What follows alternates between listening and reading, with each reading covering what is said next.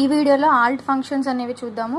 Alt ఒక్కటే మనం కనుక ప్రెస్ చేస్తే అక్కడున్న ఏ ట్యాబ్లో అయితే ఉన్నామో ఆ మెనూ బార్ అనేది యాక్టివేట్ అవుతుంది. లైక్ ఫర్ ఎగ్జాంపుల్ వర్డ్లో అయితే ఫైల్, ఎడిట్, వ్యూ ఇవన్నీ ఓపెన్ అవుతాయి, యాక్టివేట్ అవుతాయి. ఆల్ట్ ప్లస్ అండర్లైన్ లెటర్ అని ఉంటుంది మన కీబోర్డ్లో, that is alt F click చేస్తే ఫైల్ మెనూ అనేది ఓపెన్ అవుతుంది.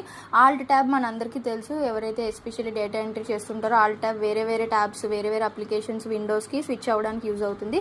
ఆల్ట్ షిఫ్ట్ ప్లస్ ట్యాబ్ కనుక క్లిక్ చేస్తే switch backward between open apps, అంటే ఏదైతే ఒక ముందుది ప్రీవియస్ది ఓపెన్ చేసామో అది ఓపెన్ అవుతుంది. ఆల్ట్ ఎస్కేప్ కనుక క్లిక్ చేస్తే opening windows in order they are open, అంటే దేని తర్వాత అది ఓపెన్ చేస్తాం సీక్వెన్షియల్ ఆర్డర్లో విండోస్ అనేవి లేదా ఓపెన్ అవుతాయి అనమాట, అప్లికేషన్స్ అనేవి లైక్ క్రోమ్ అని లేకపోతే అదర్ బ్రౌజర్స్ అని ఎవ్రీథింగ్. ఆల్ట్ F4 కనుక క్లిక్ చేస్తే నిన్న మనం చూసాము వీడియోస్లో F ఫంక్షన్స్ కీస్లో close the activate window and అలాగే షట్ డౌన్, రీస్టార్ట్ ఈ ఆప్షన్స్ కూడా మనకి యాక్టివేట్ అవుతాయి. ఆల్ట్ ప్లస్ స్పేస్ బార్ అయితే కనుక ఓపెన్స్ విండో, కంట్రోల్ మెనూ అనేది ఈ రీస్టోర్, మూవ్ ఇవన్నీ పైన ఉంటాయి కదా, అది ఓపెన్ అవుతుంది. ఆల్ట్ ఎంటర్ క్లిక్ చేస్తే properties of a selected item, అంటే ఇట్స్ లైక్ రైట్ క్లిక్ అనమాట. ఆల్ట్ D అనేది again it will move to address బార్లోకి మూవ్ అవుతుంది, ఫైల్ ఎక్స్ప్లోరర్లో కానీ బ్రౌజర్లో కానీ.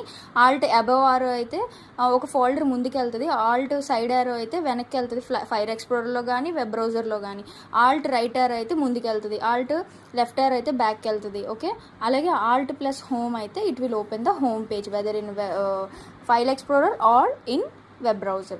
So that's it about the alt functions keys.